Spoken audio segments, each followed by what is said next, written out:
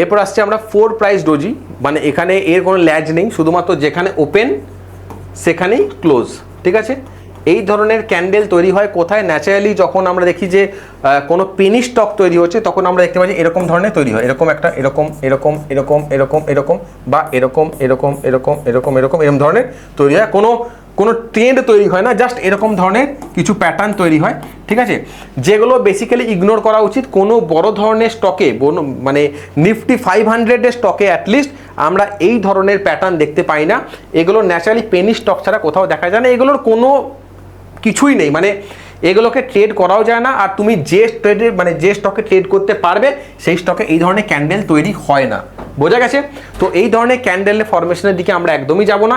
এর আমি অন্য কিছু বলবো না, বললেই বেকার ঝামেলা বাড়বে।